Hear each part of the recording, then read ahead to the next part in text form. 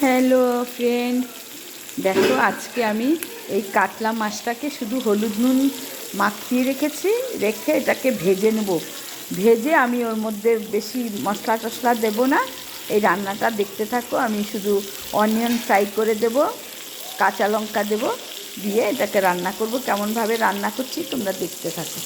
দেখো মাছটাকে আমি আগে ভেজে নিচ্ছি কড়াইতে, হলুদ নুন মাখিয়ে রেখেছিলাম।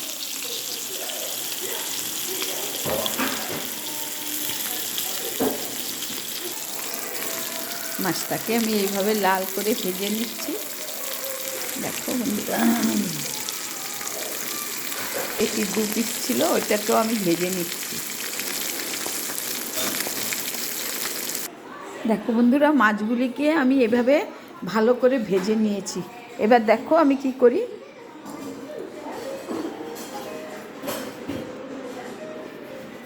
এই যে কড়াইতে আমি কালো জিরে ফোড়ন দিয়ে দিলাম। দিয়ে এখানে দেখো আমি পেঁয়াজ, কাঁচা লঙ্কা, শুকনো লঙ্কা কুচিয়ে আমি রেখে দিয়েছি। এটাকে আমি ভেজে নিব।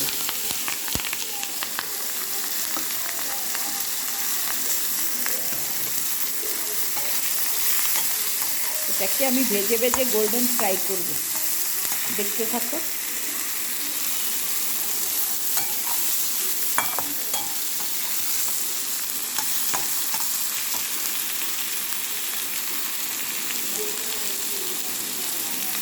দেখো বন্ধুরা, আমি এইভাবে গোল্ডেন ফ্রাই করে নিচ্ছি। যখন তোমাদের বাড়িতে একদম মাছ টাছ খেতে ইচ্ছে করবে না, কিচ্ছু ভালো লাগবে না, তখন ঠিক এইভাবে কালো জিরে ফোড়ন দিয়ে পেঁয়াজ কুচিয়ে 2-4টে শুকনো লঙ্কাকে কুচোবে, কাঁচা লঙ্কাকেও কুচিয়ে এইভাবে লাল লাল করে ভেজে মাছগুলো দিয়ে দেবে।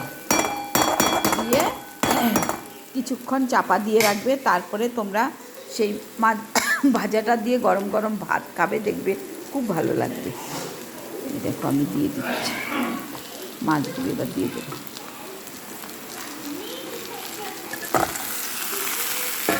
এবার সিম আঁচ করে আমি ঢেকে রাখবো।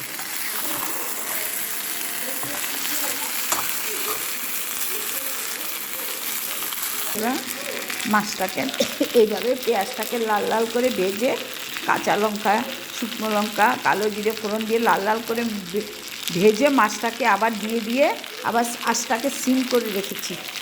দেখো এবার এর উপরে আমি একটু রোস্টেড তিল দিয়ে দেবো। তিলটাকে রোস্টেড করে রেখেছিলাম, সেই রোস্টেড তিল দিয়ে দিয়েছি। এবার দেখো রান্নাটা।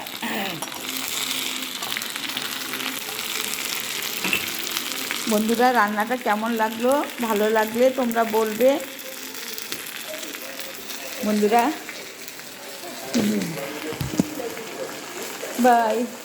আমার রান্নাটা হয়ে গেল। এইভাবে উপরে তিলটাকে রোস্টেড করে রাখবে, তারপর মাছ ভাজার উপরে ছড়িয়ে দেবে।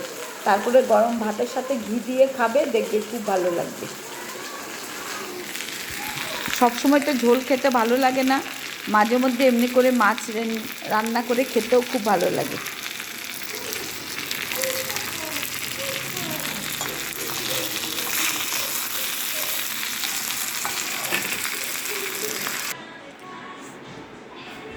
বন্ধুরা, রান্নাটা ভালো লাগলে লাইক, কমেন্ট, শেয়ার করবে, আমার পাশে থাকবে, তাহলে আমার খুব ভালো লাগবে। আমি আরও নতুন নতুন রান্না করে তোমাদের দেখাবো।